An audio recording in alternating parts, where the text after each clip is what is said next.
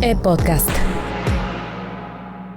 Yo cuando veo paisanos venezolanos que están durmiendo en una calzada, donde tú quieras en México, Sí. donde tú quieras en Guatemala, donde tú quieras en San José, a veces no tenemos la sensibilidad de que esa persona llegó caminando. Y con trabajo duro y honesto, normalmente tú ves que las personas, par de años después, sacan la cabeza de la... Es porque yo no he pasado tiempo y no paso tiempo perdiendo tiempo en, es que esto se pudiera hacer mejor, es que esto... No, viejo, funciona así, déjame hacerlo así. Bienvenidos al Rodcast, conociendo las personalidades detrás de los negocios con Rodrigo Pacheco. Estoy muy contento porque está en este Rodcast un buen amigo. Hemos construido una amistad breve todavía en el tiempo, pero espero que sea muy larga. Jesús Carmona, él es el CEO de Schneider Electric en México y Centroamérica. Jesús, bienvenido. Gracias por estar aquí. Muchas gracias a ti, Rodrigo. Igualmente contento por la amistad y por la invitación. Y además porque la verdad es que tenía muchas ganas de entrevistarte. Hemos tenido muchas charlas y me resultas un personaje que tiene una larga experiencia. Eres de origen venezolano, pero has viajado por todo el mundo y además tienes visibilidad, pues al dirigir una empresa como Schneider Electric, que es enorme, una de las más innovadoras, pues realmente tienes mucho que contarnos. Bueno, espero que sea así y gracias nuevamente. Oye, pues voy a empezar por el principio. Eres venezolano, ¿cuál es tu historia y cómo, cuál ha sido, digamos, tu transcurrir desde, pues, haber nacido en Venezuela, crecido en Venezuela y luego salir al mundo con una empresa como esta? Sí, mira, recientemente, apenas hace un par de semanas, cumplo 27 años trabajando con Schneider, que hoy sí puedo afirmar se han ido muy rápido. Yo inicio mi carrera en Venezuela, soy formado en Ingeniería Eléctrica de la Universidad Simón Bolívar en Caracas, y apenas me graduó tuve la oportunidad de entrar como en una posición muy básica, de hecho haciendo un estudio de mercado. Tuve la oportunidad y la fortuna de que se me presentaron oportunidades muy temprano en la carrera, en el área de product marketing, desarrollo de negocios, algo de ventas estratégicas. En aquel momento todavía el sector petrolero y minero en Venezuela estaban muy activos. Estamos hablando de la Venezuela bonita en la que yo crecí. Y siempre tuve la expectativa de hacer una carrera internacional. Te mentiría si afirmo que planifiqué de la forma que se ha dado. Pero yo sí sabía que quería vivir fuera. De hecho, por eso no decidí incorporarme a los negocios de mi papá, que era emprendedor y tenía varios negocios de venta de materiales de construcción en el país. Bueno, se da la oportunidad y a los 4 años hubo un match entre la empresa y lo que yo deseaba y se me presenta la primera oportunidad. Nos vamos a Canadá, a Toronto, junto con mi esposa y mi hija, muy joven. Venir de un país como Venezuela, donde cuando íbamos al cine y salíamos a las 11 de la noche del cine y eran 25 grados y mi esposa se ponía un suéter, una chamarra, a Toronto fue un cambio radical. En Toronto tuve un rol global. Imagínate, yo tenía 27 años y los próximos 3 años estaba haciendo los 5 continentes 3 veces al año. O sea, porque tenía un rol de lo que llamamos hoy presidente de segmento minería. Atendía las principales cuentas estratégicas de Schneider a nivel global. Entonces pasaba mucho de mi tiempo en Sudáfrica, China, sudeste asiático, Indonesia, Malasia, Chile, Brasil, Perú, el mismo Australia, Canadá, supongo. Australia, bien mencionado. Parte en Europa porque también el sector cemento y el sector aluminio, entonces Suiza, Inglaterra, Francia.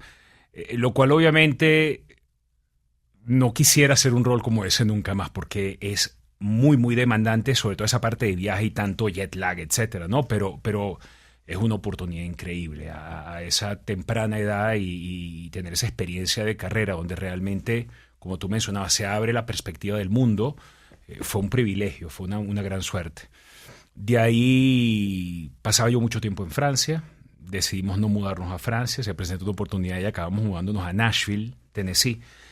Y la mudanza a Nashville fue interesante porque yo era considerado, y con humildad lo digo, pero era considerado en aquel momento un joven talento con mucho potencial en la organización.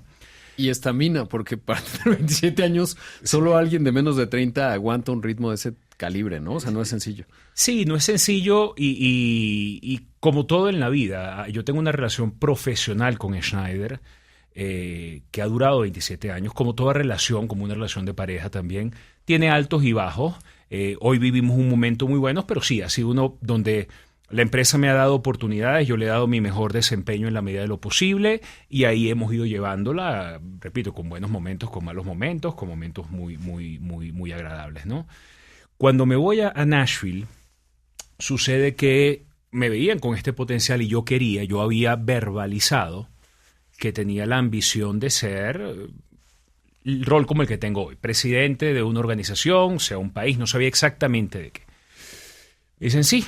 Entonces necesitamos que aprendas un poco las áreas que nos ha tocado, porque hasta ahora has visto ventas y un poco de product marketing, pero realmente tú no sabes de plantas, no, de operaciones, ni de finanzas, ni de R&D, o sea, investigación y desarrollo, etc. Lo cual era una gran verdad. Y yo nazco, o sea, yo todavía me formo y tú y yo en ese sentido somos algo contemporáneos, es aquella generación donde era menos especializable. Hoy los roles son mucho más especializados en las corporaciones, ¿no? Tú naces en el mundo de cadena de suministro y haces toda tu carrera en cadena de suministro o en ventas. Yo soy de la generación donde tuve el privilegio, y lo considero un privilegio, de que fui formado y entrenado para tener un rol de general manager. Entonces me voy a Nashville a hacer, llevaba las plantas en Estados Unidos, varias plantas en Estados Unidos y México, en Monterrey particularmente. Fue cuando comienzo a viajar a México hace... creo que esto es 20 años, y bueno, mucho de finanzas, mucho de R&D, salir de esta inocencia e ignorancia mía de que muchas veces llegas, no, es que el cliente está pidiendo que el producto se lo hagamos de un verde especial. Es que paren la planta y lo hagan. Es que no es así que funciona el proceso, ¿no? Pero eso no lo sabes hasta que lo vives, ¿no? Y bueno, me dieron esa oportunidad y 3 años después, estando en Nashville, mejor preparado, se me presenta una linda oportunidad. Me iba a Corea. Yo le pregunto a María Alejandra, mi esposa, nos íbamos a Corea del Sur. Me estaba bañando la oportunidad de irme a presidente de Schneider Electric Corea del Sur. Y en aquel momento estábamos viviendo la era de los BRICS. Mi sueño era irme a China después. Claro. Y en esos golpes de suerte aparece Brasil. Habíamos hecho la adquisición de una empresa llamada PC. Toda la parte de seguridad para ambientes críticos de TI, y me ofrecen irme a Brasil como presidente de APC, que la acabamos de adquirir en Brasil. Obviamente cuando le dije a mi esposa y a mi hija, entonces, no, Corea del Sur o Brasil, como que bueno, ¿qué estamos pensando? Exactamente. Y terminamos en São Paulo con una visión que originalmente estaba pensada para 3-4 años, pero acabaron siendo 9 años que vivimos en São Paulo. Mi tercer hijo nace en São Paulo. Mi segundo hijo nace en Nashville y 2 meses después nos vamos a São Paulo. Y fue lindo São Paulo y te he comentado en otras oportunidades, me siento un poco brasilero de corazón, no solo porque tengo un hijo de allá, sino me identifico mucho con la cultura brasilera. Me trataron muy bien a mí y a mi familia. Aprendí mucho. Tuve la fortuna de hacer una de las cosas más bonitas profesionalmente que he hecho en mi carrera, que es 2 adquisiciones de punta a punta. Desde el scouting hasta cierra la adquisición, intégrala. Un aprendizaje espectacular. Una tercera fallida porque no logramos nosotros ser el comprador, pero que llevamos el proceso hasta el final y bueno, hubo una mejor oferta que la nuestra. Entonces, eso fue una escuela. Tuve varios roles en Sudamérica, basado siempre en São Paulo. Fui presidente de Telvent, que era otra adquisición que habíamos hecho. Y luego finalmente vuelvo a lo que llamamos al negocio principal de Schneider, con el que nace, ¿no? Ahí me devuelvo a Estados Unidos, hace 7-8 años, pensando que nos quedábamos un buen rato en Estados Unidos. Y a los 7 meses de haber llegado, compro mi casa, nos mudamos en julio y en septiembre. En Miami, ¿verdad?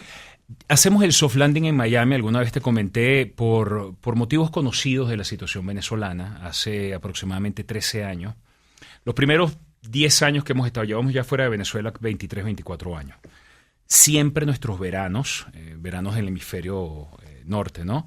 Y las navidades, como les llamamos nosotros, las pasábamos en Venezuela. Íbamos a nuestra casa, Barquisimeto es la ciudad donde somos, pasarla con la familia. La situación venezolana se complicó muchísimo y llegó un momento que tuvimos que tomar la triste decisión de no ir a Venezuela. Por motivos de seguridad, por motivos de comodidad. Difícil lo que pasa en mi país. Y de la nada surgió, bueno, ¿y ahorita dónde nos reunimos? No, nosotros estábamos en San Pablo, ya mi hija estudiaba en Washington, mis papás allá y, bueno, Miami, ¿sabes? Entonces nos fuimos a Miamizuela. Sí, que ya, claro. Sí, bueno, hoy el mundo entero, México, incluso en estos 6 años que yo tengo aquí, creo que la población venezolana se ha cuadruplicado. Porque son 8 millones de venezolanos que han salido prácticamente. Aproximadamente, sí. Yo me había quedado en 7. Yo también. Sí, esto no es conocido, pero lamentablemente la crisis migratoria venezolana es la más grande del mundo. Se conoce a veces mucho más, hay más, no publicidad porque no es publicidad, noticias sobre la crisis humanitaria siria, que es terrible también, pero de Siria no han salido. O sea, estamos hablando de que un país, Venezuela, de digamos 34, 36 millones, tú pierdes a 7, 8 millones en los últimos 10 años, es abismal. Es tremendo. Y como bien dices, cuando se da el éxodo sirio, eran 5 millones y generaron un revuelo en Europa, a Alemania, etcétera, muchos países que estaban viendo pues cómo lidiaban con eso, ¿no? Y todos recordamos a Angela Merkel, entonces canciller, que decía, bueno, bienvenidos, y le generó un desgaste político importante. 7, 8 millones de venezolanos en América Latina y en Estados Unidos, ¿no? No es un asunto menor y como bien mencionas, como que no se ha hecho tan visible el tener esa discusión, ¿no? ¿Cómo hacemos y qué implica pues la desestabilización de un país que en su momento fue tan próspero como Venezuela? Sí, y lo que hoy entendemos los venezolanos, y repito, yo no salgo de Venezuela por lo que sucede. Yo salgo justo, Chávez en aquel momento acababa de ganar la elección, y ninguno en Venezuela nos imaginábamos lo que iba a pasar en los próximos ya hoy 24 años, ¿no? Pero hay ciclos de esa migración, digamos. Tú tienes la primera ola, que es la gente preparada, es lo que llamamos en Venezuela la fuga de cerebro, gente muy, muy preparada, que comienza a salir. Y obviamente toda ha sido migración legal, a España, a Estados Unidos, al mundo entero. Pocos se iban a Latinoamérica, porque el venezolano, digamos, pudiente en aquel momento, sea clase media alta, clase alta, muy bien preparado, se iba a Estados Unidos, se iba a España, se iba principalmente a esos 2 lugares, ¿no? Seguro habrá otro y yo lo desconozco. Ya después tú tienes una situación forzada de salida, donde que es cuando comienzan a haber escaseces, expropiaciones, etcétera, el Estado de Derecho se comienza a perder, donde tú comienzas a salir como puedes y ahí comienza ya la legal y la ilegal. Posteriormente, los últimos, no te puedo decir si son 6 o 7 años, es sálvese quien pueda. Entonces, algo que a veces, aquí en Ciudad de México, tú y yo estamos en Ciudad de México, yo casualmente en mi oficina, como sabes, estoy en Ejército Nacional a 150 metros de migración. Y en San José, Costa Rica, la tenemos en Escazú, y que es nuestra sede para Centroamérica. Yo cuando veo paisanos venezolanos que están durmiendo en una calzada, donde tú quieras en México, donde tú quieras en Guatemala, donde tú quieras en San José, a veces no tenemos la sensibilidad de que esa persona llegó caminando. Caminando. Esa persona cruzó de Venezuela a Colombia, a Panamá, cruza el Darién, y después todos los meses que pasen para llegar arriba. Que el Darién es tremendo, ¿no? O sea, exploradores, digamos, en su momento, quedaron ahí, digamos, en cruzar esa parte. Pero imagínate tú, para ti o para mí, somos afortunados y privilegiados. Es impensable decir que nos vamos a Valle de Bravo caminando. Exacto. Y tú tienes tienes venezolanos en la Argentina. Argentina ha tratado muy bien al venezolano, muy, muy bien. Y Latinoamérica, hay países que por la condición económica que está viviendo el país, entonces rechazan un poco al venezolano porque dicen, me viene a quitar mi empleo. ¿Cómo dirías que los hemos recibido en México? O sea, lo que tú sabes, digamos, porque tienes mucho tiempo, pero... Mira, yo no he notado de parte, y aquí quiero agradecerte a ti como mexicano y a toda tu audiencia, a todo el pueblo mexicano, porque mi percepción es que nos han recibido bien. No ha habido... Siendo estricto con la palabra, no siento que haya habido desprecio, no siento que haya discriminación. Siento también que México todavía hoy no despierta a realizar que la cantidad de venezolanos que está llegando es quizás hasta comparable con la cantidad de centroamericanos en una cuestión de volumen, pero nosotros estamos como que más pendientes y más conscientes normalmente en México de la migración centroamericana, sea de Guatemala, El Salvador, Nicaragua, ¿no? Honduras, que de la venezolana. Entonces yo creo que todavía no nos hemos despertado a la realidad de que, mira, a veces 30% de las personas que encuentras en situaciones de migración, dígase, es verdad, ilegal, porque entraste por la frontera caminando, son venezolanos, ¿no? Y yo siento que nos han, al venezolano preparado, al venezolano que entró legal, ¿de acuerdo? Y aquí no quiero discutir los temas de legalidad o ilegalidad. Lamentablemente en mi país, yo hoy soy sensible. Mira, entraste ilegal, sí, pero es que no lo haces porque quiere. Claro, sí.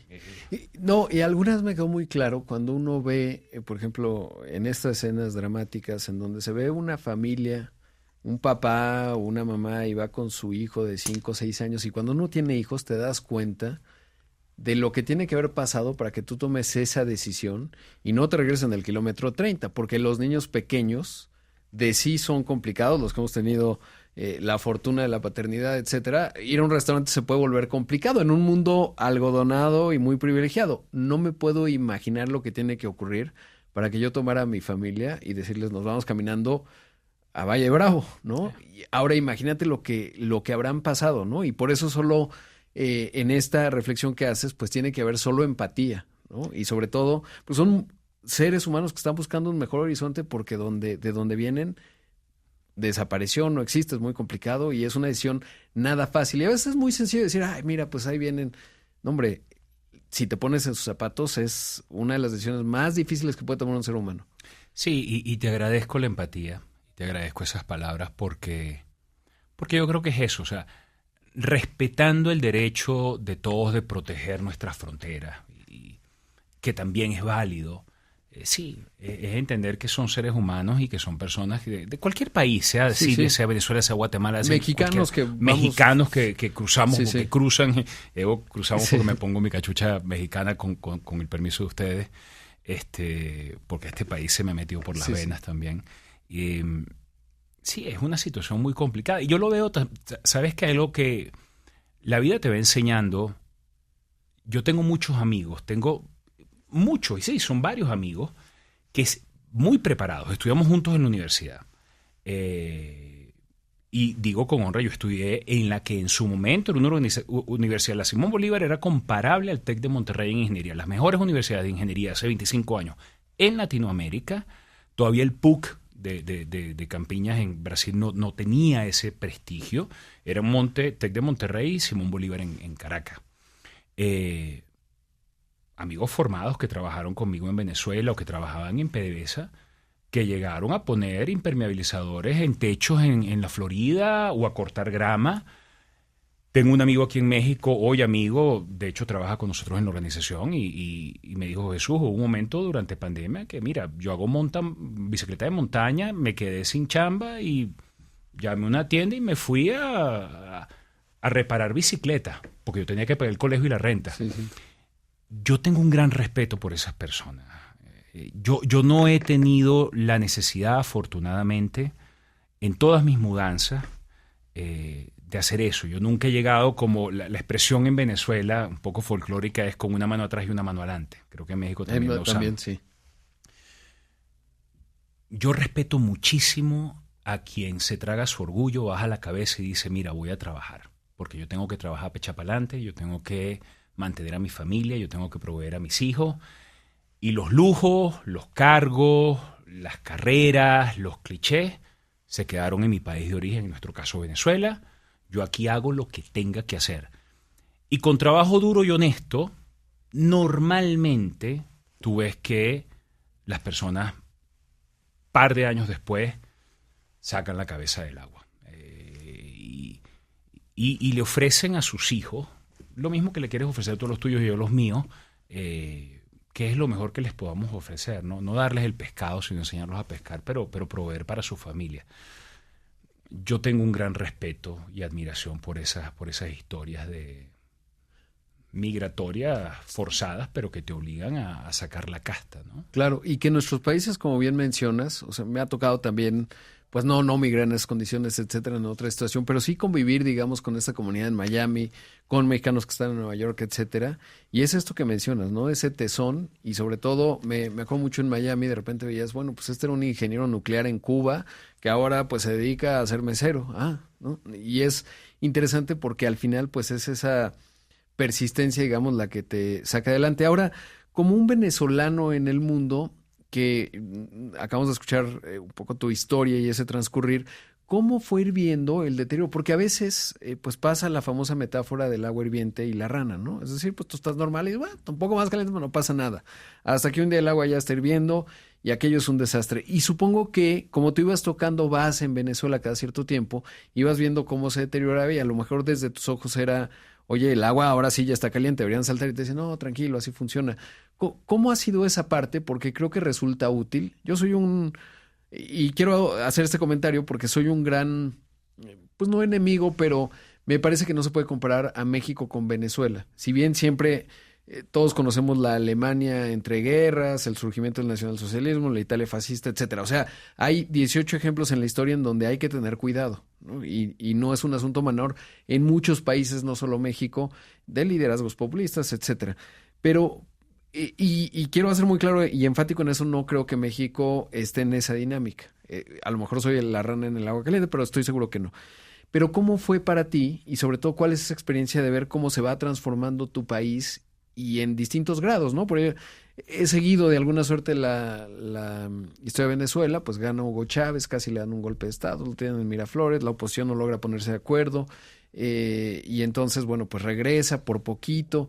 Nadie pensaba que Nicolás Maduro iba a durar mucho tiempo, era más bien la última de las opciones, en lo que Hugo Chávez pues le dio cáncer y dejó al que pudo, y todos pensamos que eso iba a durar 1 o 2 años, y hoy, año 2024, ahí sigue. Hasta ahora no veo mucha visibilidad de que se vaya a ir, no se sabe. Cuéntame tu experiencia como observador y como venezolano en el mundo. Mira, aquí me voy a permitir llamarme latinoamericano en el mundo. Sí. Yo concuerdo con lo que tú afirmas. Yo no creo que México, y aquí es triste decirlo, que mi país se ha convertido en una referencia no positiva en este aspecto. No queremos ser Venezuela. No, México no es Venezuela. Yo creo que hace 6 años sí había esta duda hacia dónde va, porque hay aspectos de esta administración que se parecen mucho a... las mañaneras es muy parecido a un programa que había, que era el Aló Presidente. Es muy parecido, el estilo de comunicación, la habilidad de comunicación y de enganchar a la audiencia que tiene el presidente López Obrador, como la tenía Chávez, realmente son destacables, igual que Lula. Como te digo, aquí me voy a poner mi cachucha brasilera. México se me parece mucho más a Brasil, con grandes diferencias. La gran diferencia es que Brasil no tiene como vecino a Estados Unidos. Entonces, Brasil económicamente, cuando tú piensas, Argentina, Brasil están muy juntas y la economía argentina, digamos que ha tenido grandes dificultades, pero el estilo político y lo que sucedió yo llego casualmente a Brasil en el primer periodo de Lula, vivo el Brasil de los BRICS, la promesa que se iba a convertir Brasil y los BRICS y que al final nada de eso se materializó. Vivo en el Brasil de la Copa del Mundo, de las Olimpiadas, o sea, y nosotros en Brasil no veíamos lo mismo. Sí había un crecimiento, sí había un incremento del poder de compra individual, sí había una reducción del desempleo, etcétera, pero no era el boom económico que el mundo creía que estaba sucediendo. Desde Brasil lo decíamos como que, bueno, ustedes ven una cosa, nosotros estamos viendo otra. México se me parece mucho más, con muchas distancias, al proceso brasilero. Sí, hoy yo siento que estamos muy distantes y que no creo que no he visto en esta administración y no veo en la que creo va a ser la siguiente administración, no veo un riesgo real, siendo cauteloso, de que, no, vamos a aproximarnos a un proceso como el venezolano o el nicaragüense, no lo veo.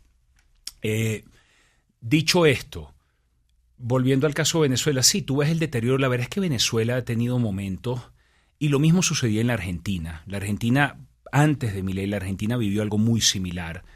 Es que hay periodos de tensa calma y de repente cambios violentos. O sea, tú puedes venir muy, muy bien durante 2 años y en 3 meses pasas a no tener gasolina, no tener medicinas, no tener absolutamente nada. O sea, la vida te cambia violentamente muy rápido. Entonces en Venezuela tú venías teniendo deterioro. Como tú dices, el ejemplo era Rana, que acaba muriéndose. O sea, si tú la lanzas, porque la analogía tuya, si tú la lanzas al agua hirviendo, ella salta. Claro. Pero si estás ahí, se queda y nunca salta. Y eso sí le pasa al venezolano. El venezolano, yo ahí, para bien y para mal, los venezolanos, los colombianos, parte del brasilero, yo creo, somos caribeños. Y los caribeños somos optimistas por naturaleza. Claro. ¿Sabes? Somos alegres. Tú sabes que eso yo lo aprendí con unos amigos, Rodrigo. Tengo un gran amigo, se llama Saúl Ramírez, estudié toda la vida con él. Y él todavía vive en Barquisimeto, en mi ciudad de origen. Ciudad pequeña. Barquisimeto es a Venezuela lo que Toluca es a México. Linda ciudad, pequeña. 1,5 millones de habitantes. No sé cuál será la población de Barquisimeto hoy, pero en su momento era 1,5 millones de habitantes. Y yo hablaba con Saúl un día en un club que estábamos tomándonos un trago, amigos. Yo estaba ya, creo que en diciembre. Y le digo, caramba, Saúl, es que yo no entiendo cómo no se han ido. Porque mi visión en ese momento, mi ignorancia, me llevaba... Mi ignorancia, y siendo sincero contigo, y mi arrogancia. Hubo un momento, creo yo, sobre todo a lo largo de mis 30 años, ya yo estaba, creo que ya en Brasil, y con todas estas experiencias globales que te comentaba, que yo... Hoy en día me doy cuenta, sufrí de decir, no, es que la vida correcta es esta, o el mundo, y no. Entonces yo le decía a Saúl, ¿cómo? Y Saúl me decía, en mi casa, en mis amigos de infancia me dicen Chucho. Me decía, Chucho, es que a mí me gusta esto. A mí me gusta venir el viernes al club, a mí me gusta tomar mis tragos con mis amigos de siempre, a mí me gusta. Yo viajo cuando quiero viajar, pero a mí me gusta esto. Así como a ti te gusta la vida que tú haces. Yo no pudiera hacer la vida que tú haces y tú no puedes hacer la vida que yo hago. Y esa conversación con Saúl sentado en un sofá, en un bar, wow, la recuerdo siempre porque fue el día que me cayó el 20 de decir, a todos no nos gusta lo mismo, todos no estamos diseñados para lo mismo, ni lo que yo hago me hace mejor que absolutamente nadie. Yo no soy mejor porque tengo una vida global o porque haya tenido estas oportunidades, ni por el cargo que tengo, ni por el cargo que manejo, absolutamente. Eso no me define.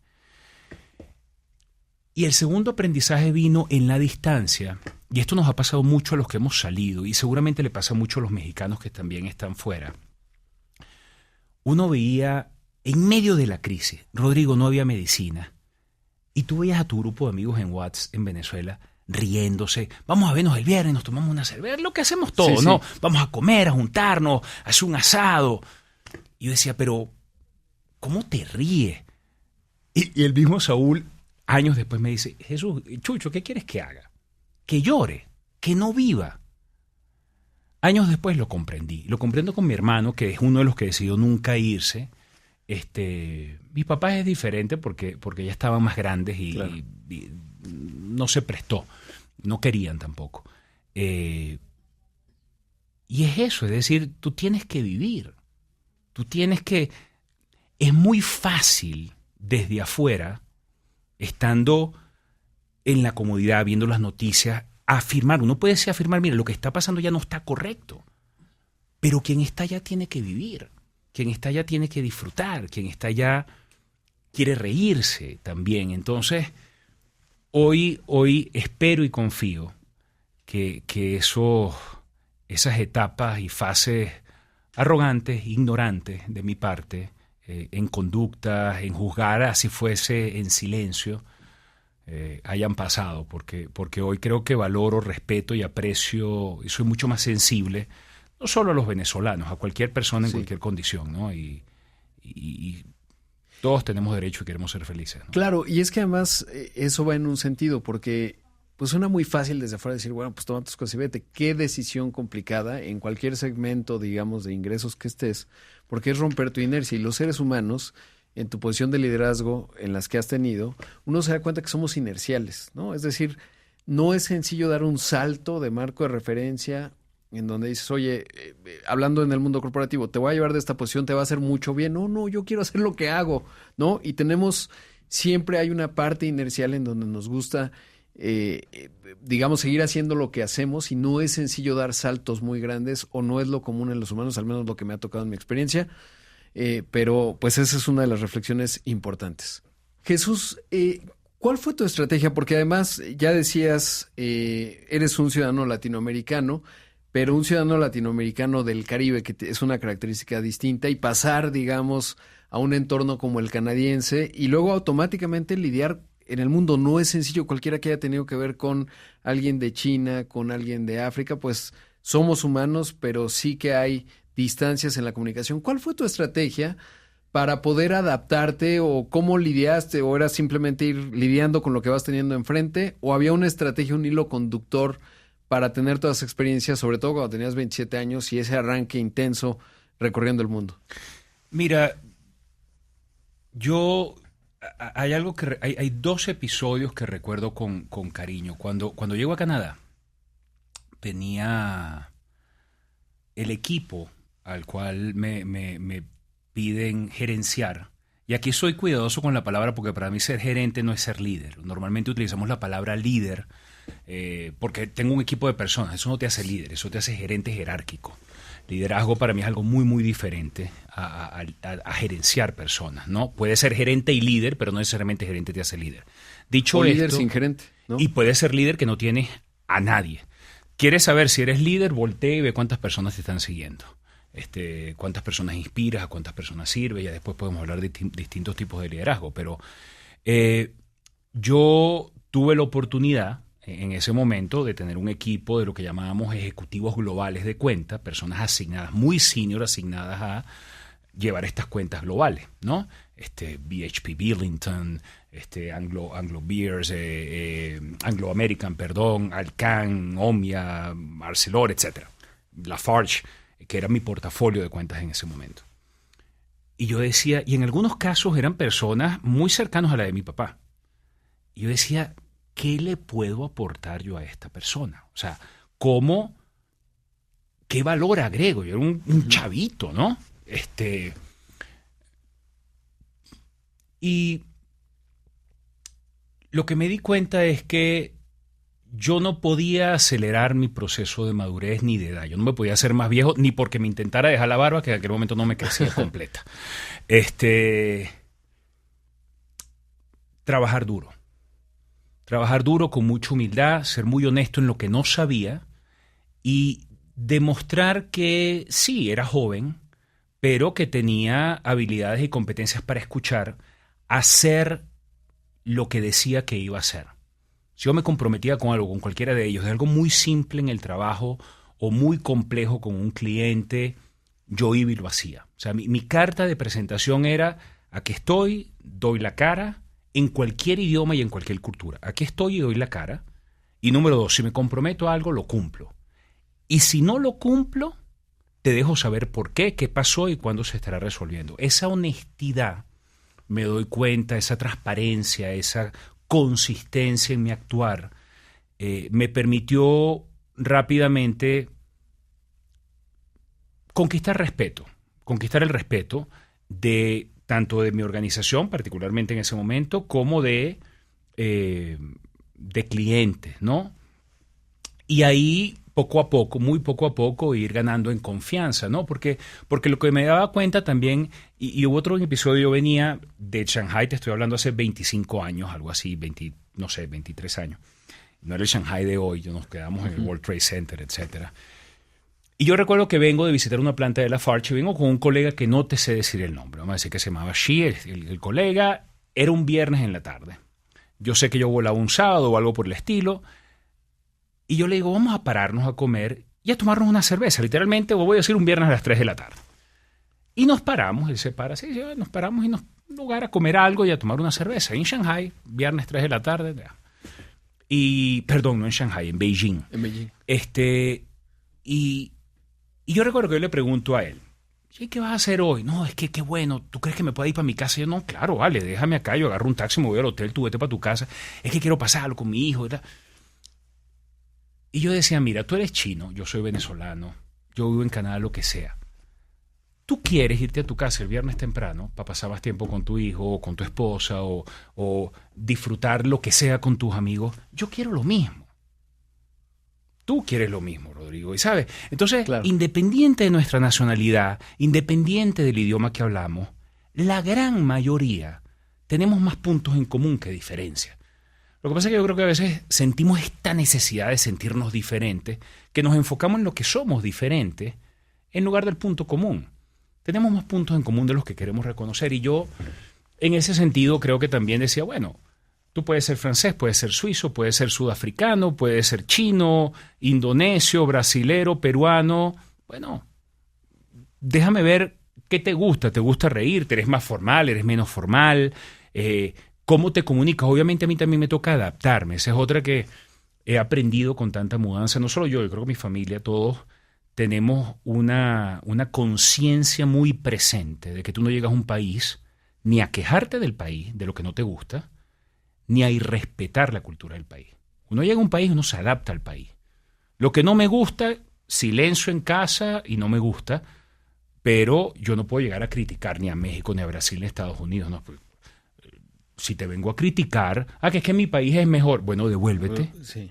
Estoy acá, aprecia, respeta, valora todo lo lindo que tiene, y hay cosas que no te gustan, no te gustan. Es que hay cosas que siempre nunca nos van a gustar. Esas actitudes, Rodrigo, yo pienso de tener esa sensitividad cultural, también yo creo que me ayudó. Yo hacía un gran esfuerzo por aprender los idiomas.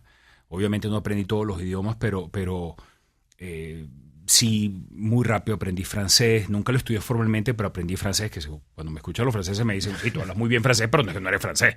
En Quebec me decían, tú hablas francés con un acento parisino, cuando estaba viviendo en Canadá, ajá. Y llegaba yo a París y me decían, tú hablas francés con acento quebecois, y yo le decía, yo hablo francés con acento venezolano. Pero obviamente francés, luego portugués, Hubo un momento que hice un gran esfuerzo por aprender chino y no logré nunca ser fluido en ninguna conversación, pero las 30 palabras mínimas necesarias como para que la gente apreciase el esfuerzo. Claro. ¿No? Y que es una buena fórmula, ¿no? Siempre va a apreciar una persona que trates, aunque sepas que no va a hablar, por ejemplo, en este caso español, pero si trata, por lo menos dices, bueno, sí. ¿No? Y te pasa eso en el resto del mundo. Yo pienso que siempre habrá en la vida alguien que se burla del acento. Está bien. Pero la gran mayoría, como tú mencionas, lo valora. Y esa valoración, ese aprecio, ese reconocimiento, te abre la puerta que necesitabas abrir. Ya para que te inviten a la sala y digan, sea bienvenido, siéntese, ¿no? Yo estoy convencido, son los pequeños esfuerzos que traen los grandes éxitos, no son los big bangs, ¿no? Es poquito a poquito, llego, abro la puerta, me siento en la sala, me invitan el café y de repente estás metido en la cocina, ¿sabes? Claro, sí. Coloquialmente hablando. Entonces, mira, eso, obviamente después la práctica, ¿no? La primera mudanza y la primera vez que tú viajas a cualquier lado y llegas a una junta, Rodrigo, es lo mismo hoy. La primera vez que yo estuve contigo en un programa, yo, no, que Rodrigo Pacheco. Yo, Rodrigo Pacheco. La segunda vez un poco más tranquilo. La tercera, Rodrigo, ¿cómo estás? Bien, que vamos a hablar. Y uno se va educando, acostumbrando, entendiendo cómo funcionan. Yo ya, con tantas mudanzas encima, con esta linda oportunidad de haber tenido experiencia global, que repito, no me hace mejor ni peor que nadie, es simplemente de la forma que yo es una experiencia. He vivido. Ya todo se facilita. ¿Y cómo se ve México? Bien decías, evidentemente, pues ejerces un liderazgo en nuestro país, a nivel Centroamérica, pero ¿cuáles son las particularidades que encuentras en México? Evidentemente hay muchos puntos de contacto, por ejemplo, en la experiencia brasileña. A mí me da mucha curiosidad Brasil porque es un país muy grande, muy potente, muy vasto, muy regulado, cuando lo pienso desde la óptica de negocios, pero también sofisticado. Y a veces en México pues estamos muy pegados a la región Norteamérica, Estados Unidos, tenemos ese grado de sofisticación, pero para mí es un misterio entender, por un lado, a Brasil en términos de lo que lo hace potente y qué podemos aprender de ellos, pero también yo creo que te debe pasar en todo el mundo, te dicen, y cuéntame, ¿qué ves de los chinos, no? Y voy a hacer la típica pregunta, en el espejo de alguien que tiene una experiencia internacional muy vasta, que te ha tocado interactuar con muchas personas, entendiendo los puntos en común, ¿qué características destacarías de lo que te ha tocado liderar en México? Mira, México es, sin sombra de dudas, y lo digo con mucho respeto porque aprecio yo y valoro esta forma, es el país más relacional para hacer negocios de toda Latinoamérica por mucho. De hecho, el más relacional que he visto en el mundo. En México, conocer a la persona es muy importante para hacer relaciones de negocio que vayan más allá de una transacción. Es decir, yo te puedo comprar y tú me puedes vender, yo puedo entrevistarte y tú me puedes entrevistar, y es una relación o un evento puntual que tiene un interés de ambas partes y listo. Ahora, construir una relación, que hay una segunda invitación, que tengas una relación de largo plazo, es vamos a conocernos. La cultura del desayuno en México es brutal.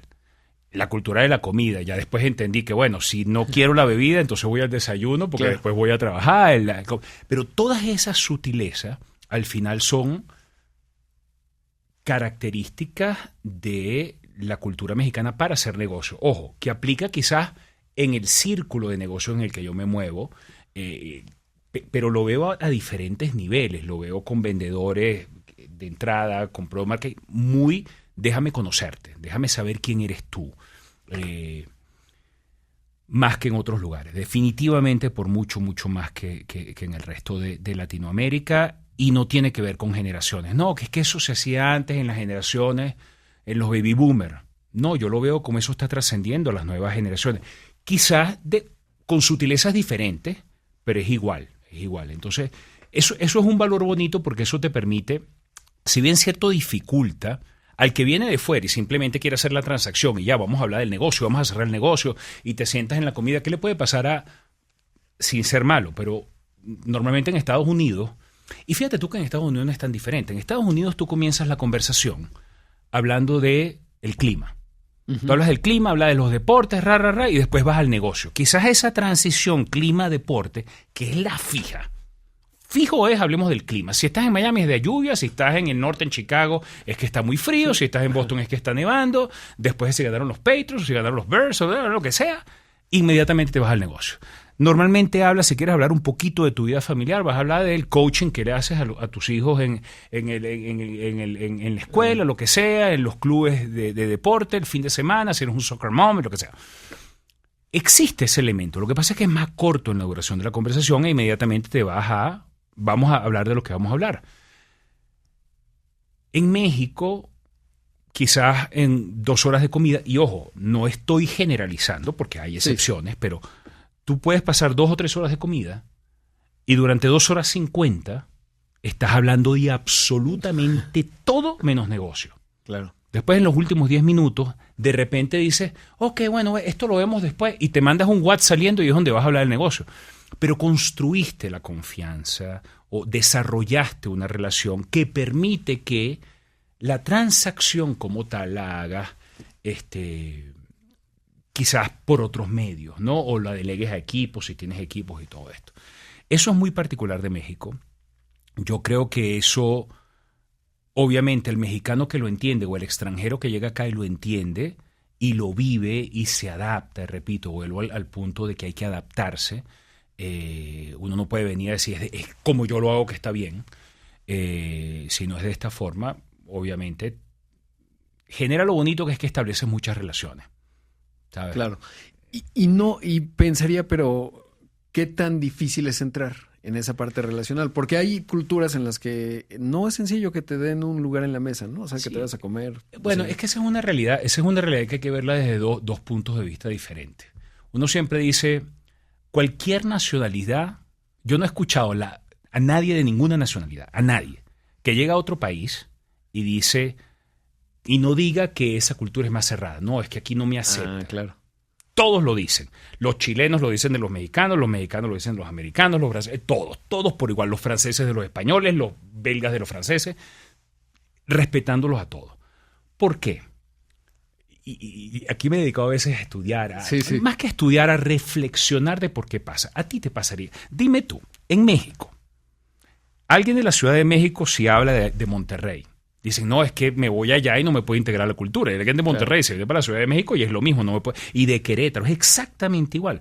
Porque ninguno de nosotros crecemos en un ambiente. Tú tienes tus amigos, fuiste a la escuela. La gran mayoría, no los nómadas como yo. La gran mayoría de las personas, de hecho, 2% de la población migra a nivel mundial. personas que 2 veces se mudan, ya cae al 0.3%. Y después, cuando todos son 5 meses, somos 0.01%. Sí. O sea, somos realmente animales, no en extinción, pero diferentes. Sí. Y enfatizo, no mejores ni peores. Pero la gran mayoría, tú naces, vas a tu colegio, a tu escuela, si tienes la fortuna de educarte, trabajas y creces con tu grupo. Viene alguien de fuera, etcétera, y te adapta. Nadie está pensando, déjame ver dónde están los extranjeros que están llegando para darles la bienvenida. Claro. O sea, ninguno de nosotros está en eso con tu grupo de amigos. Diga, ay, pobrecito, mire, yo creo que llegó un extranjero que está viviendo ahí en la del Valle. Vamos a buscarlo. Cuando tienes 20 y vienen las de Estados Unidos. Esa es otra historia. Esa es otra historia, ¿no? Entonces, es natural. El uno sentir que una sociedad es difícil tiene más que ver con... Es una percepción. Por eso es que los extranjeros, los expatriados, acabamos juntándonos con extranjeros y con expatriados porque todos estamos viviendo lo mismo. Por eso es que si tú te mudas de la Ciudad de México a Monterrey, de repente tu grupo de amigos se hace de personas de la Ciudad de México o de otras ciudades que vives en Monterrey. Porque tú dices, no, es que la ciudad de Monterrey es cerrada o viceversa. No, es porque todos estás viviendo ese mismo punto en común. Eso es verdad en temas familiares. Por eso es que normalmente vidas como la mía, que nos vamos mudando, la primera decisión y la más importante es llevar a tus hijos a un colegio internacional.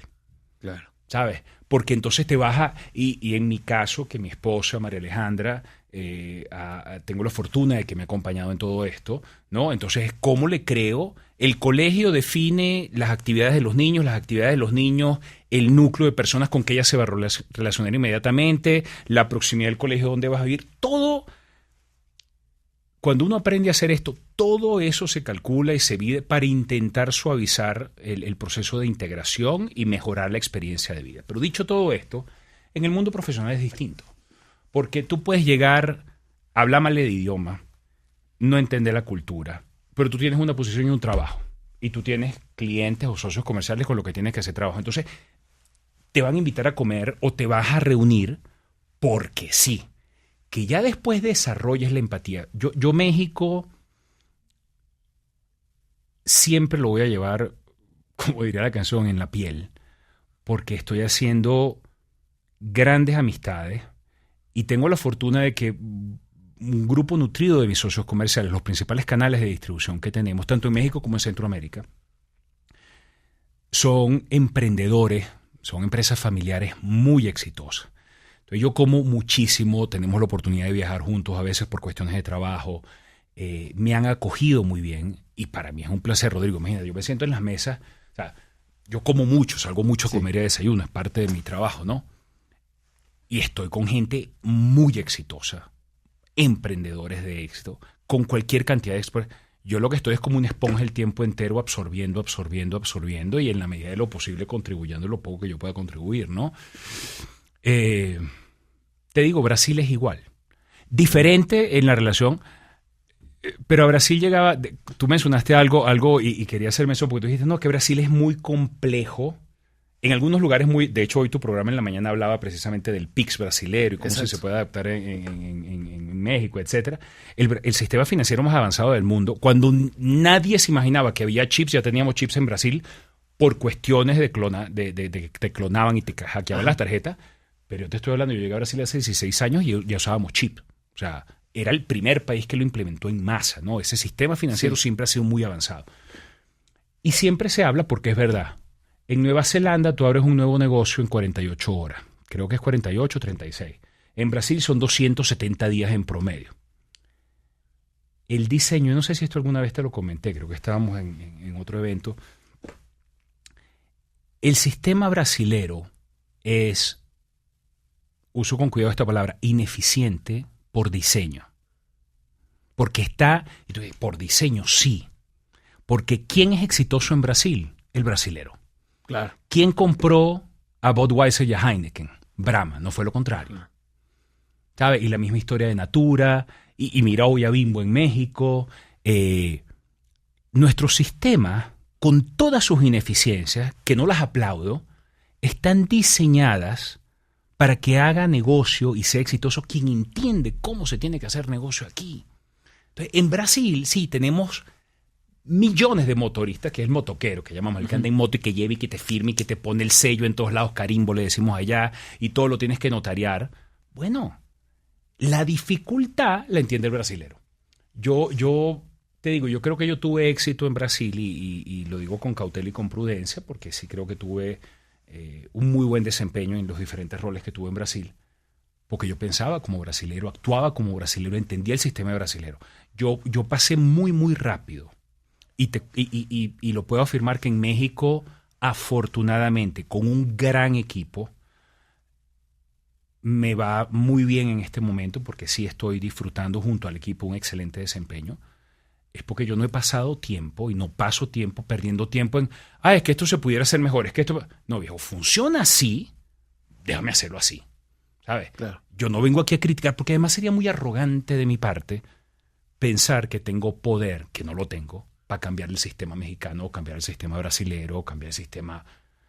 Yo a mí me toca adaptarme. Y esto me lleva, voy aprendiendo algunas cosas. Primero, es universal la consistencia y el entregar, digamos, el cumplir. Voy a hacer tal, y eso en China, Sudáfrica, Australia, etcétera, funciona. Luego el contexto, ¿no? Es decir, es importante entender al contexto que llegas y normalmente todas las culturas van a tener su contexto, ¿no? Intuyo que en una cultura, tú trabajaste ahí obviamente como Estados Unidos, el contexto es menor y es más, digamos, de acuerdo a las acciones. Siempre va a haber un contexto, pero el de Brasil va a ser más grande, el de México también va a ser grande y otras culturas quizás tienen contextos mucho más pequeños y por eso es más fácil hacer negocios, ¿no? Porque si yo me voy a vivir a Miami, Estados Unidos es un continente, entonces Miami es una nación, Oregon va a ser diferente, pero normalmente si yo cumplo cierto trámite burocrático voy a lograr hacer un negocio. En cambio en Brasil va a ser, primero tengo que entender cuál es el trámite burocrático Sí. y luego lo voy a lograr, y México parecido. La complejidad, lo que yo creo, estoy de acuerdo contigo en las dos primeras afirmaciones. En la tercera, sobre el contexto, yo la articulo diferente. Yo no creo que el contexto es mayor o menor. Me hiciste reflexionar yo hoy intento siempre entender por qué pasa lo que está pasando. O sea, esta es la situación, esto es lo que, ¿por qué? O sea, ¿de dónde viene? ¿Qué es lo que lleva a que sea así? En Estados Unidos puede ser que, como tú bien mencionas, abres el negocio transaccional, pum, pum. Pero tener éxito no es de corto plazo. En ningún país el éxito, y ojo, éxito para ti, para mí, bueno, felicidad es lo que éxito no es igual a felicidad, Exacto. Éxito en el mundo de los negocios, pero hablemos de éxito empresarial, de éxito en negocios, ¿no? Pasa exitoso en ningún lado llega rápido. En todo hay un contexto que demora mucho tiempo en entender. Entonces, de repente, la primera transacción más rápido en un lugar de arreglar el negocio más rápido, pero de repente vas a quebrar más rápido. Claro. ¿Sabes? Yo pienso que esa consistencia a lo largo del tiempo, ese hacer lo que decimos que vamos a hacer, hoy más que nunca me doy cuenta, y es algo que no me había dado cuenta antes, que para que yo gane alguien no tiene que perder. Que realmente si uno colabora, realmente colabora, y si yo uso mi talento o habilidades o competencias en pro de que gane un equipo, a ti te acaba yendo mucho mejor incluso. Yo no lo veía así, yo soy muy competitivo, a veces para bien, a veces para mal. Creo que durante mucho tiempo en mi carrera lo usé mal. Yo pensaba que para yo ganar, para yo llegar a una posición, alguien tenía que perder. Y eso lo que me llevaba era conductas agresivas y no colaborativas, incorrectas. Hoy me doy cuenta que cuando yo trabajo en pro de que un equipo, y particularmente en México en este momento y en Centroamérica, tengo esa oportunidad de crear una cultura de ganamos juntos, perdemos juntos, nos va a todos mucho mejor, mucho más rápido, entendiendo los contextos. Entonces, los ciclos son los ciclos. Yo no he visto un país en el mundo donde el éxito a largo plazo se consiga rápido, y siempre habrá una excepción a la regla. Entonces, el gerenciamiento y el liderazgo también requiere la parte relacional y cómo se acomoda distinto con respecto a establecer relaciones de negocios. Al final es una relación, ¿no? Estás llevando una organización, pero ¿cómo ves esa otra componente? Yo hoy sí quiero ser líder. Sí me enorgullece cuando personas hoy me reconocen y me llaman líder. no por una posición jerárquica, sino porque hay un respeto, a veces correcta o incorrectamente puede haber una admiración, puede haber algo aspiracional. Es bonito, me gusta, me motiva, sí quiero ser cada vez un mejor líder. Algo que me dicen frecuentemente, y luego vuelvo al tema de consistencia, pero me dicen: Jesús, tú eres muy auténtico. Este feedback, literalmente, te estoy diciendo lo que a mí me dicen, ¿ok? Y confío que sea así porque me lo dicen diferentes personas. Me ha costado, pero me dicen: Jesús, lo que uno ve, se ve sincero. Yo soy bromista, yo soy una persona bromista, repito, quizás es el caribeño que hay en mí, yo no soy muy formal, es verdad que los venezolanos normalmente, el hielo, vamos a romper el hielo, ¿cuál hielo? Es que no existe hielo, nosotros somos muy informales en nuestro trato, muy respetuosos pero muy informales, ¿no?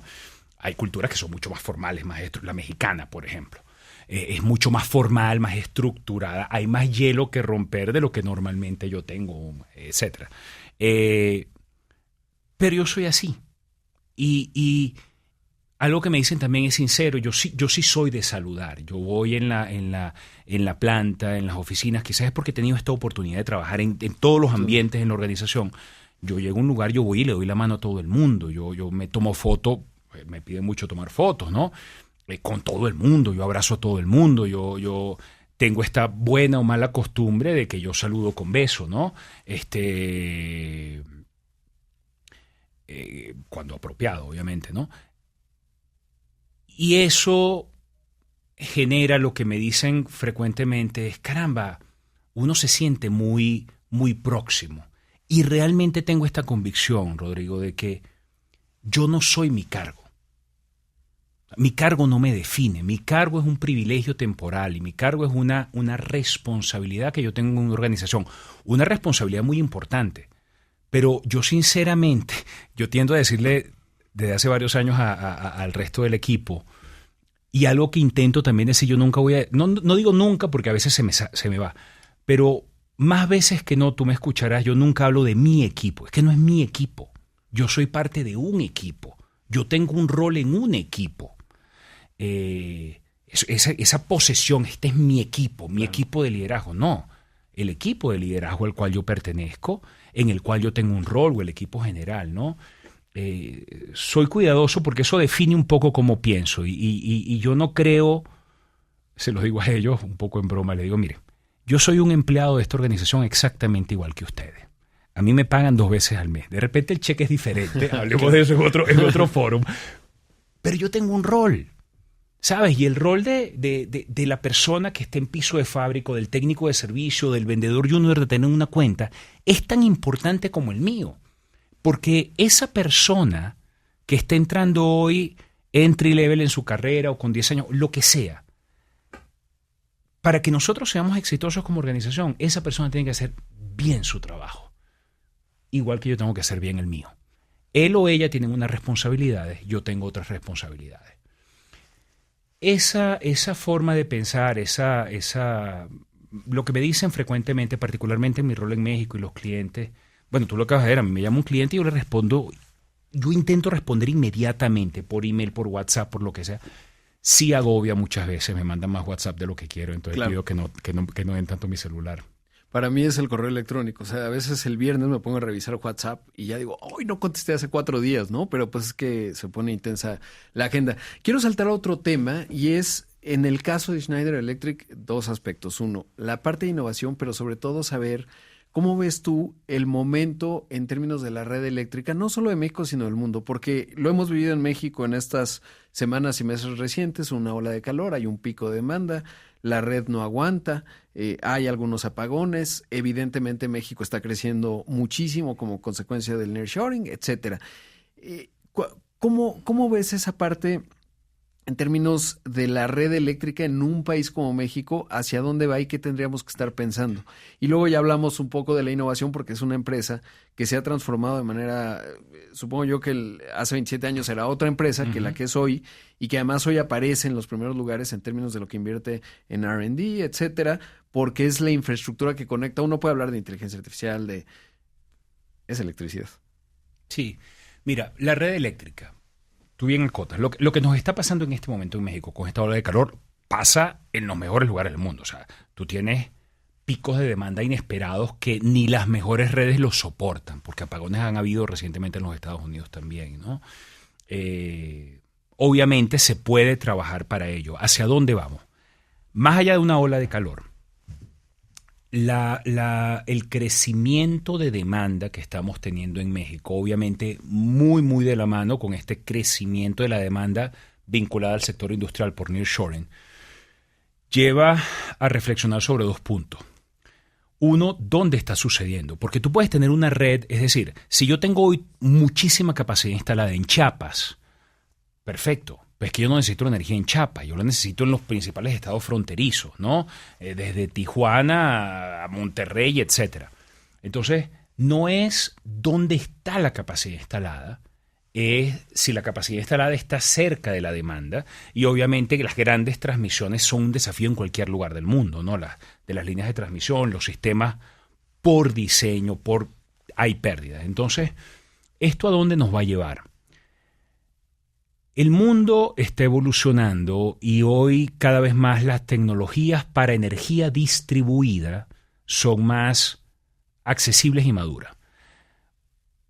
Y además, en combinación existe lo que llamamos la electrificación de la energía, porque la electrificación de la energía, recordemos, va de la mano con sustentabilidad y con realmente combatir el cambio climático. ¿En qué sentido? Para descarbonizar el planeta tenemos que consumir menos energía, pero al mismo tiempo que la energía que se consuma sea limpia. Por definición, la única forma de energía, la única que puede ser producida de forma limpia es la electricidad. Tú puedes producir gasolina más limpia, puedes producir gas más limpio, puedes producir diésel más limpio, sí, pero por definición es un combustible fósil, va a contaminar. ¿Toda la energía eléctrica se puede producir de forma limpia? No. Pero es la única forma de energía que puedes producir de forma limpia. Entonces, estamos viviendo un proceso global de electrificación. Las flotas vehiculares son las más evidentes. Obviamente podemos tener la discusión de si híbrido, 100% eléctrico, y de dónde viene esa energía para la carga. Pero es eso. Manhattan, desde el año pasado, tú no puedes renovar un apartamento o uno nuevo o cualquier restaurante en Manhattan que no sea con una cocina eléctrica, ya no puede ser a gas. Claro. California, no puedes construir nuevo ya desde hace 2 años sin tener paneles solares. La cuestión no es la energía que produces tú localmente, que pueda ser limpia, solar, eólica, sino después almacenarla y eventualmente venderla al sistema. Hoy en México, el marco regulatorio, sabemos todo lo que ha sucedido en esta administración, que digamos, hubo... Objetivamente la palabra que hubo una corrección de la forma que teníamos la reforma energética, donde quizás se estaba utilizando la infraestructura de CFE, las redes de transmisión, porque esta es una evolución muy importante, Rodrigo. Fíjate tú, si tú eres una utility, una empresa productora de energía, tu negocio hasta hoy siempre ha sido, yo produzco energía en punto A y se la vendo a la mayor cantidad de clientes posibles que van a estar en punto B, C, D, X, Y, Z. La red de transmisión y subdistribución era un mal necesario. Era bueno, lo que yo necesito para llegar a ti como cliente. Claro. Sucede que hoy, en el mundo entero y en México, A, B, C, D, X, Y, Z, tengo capacidad de generación.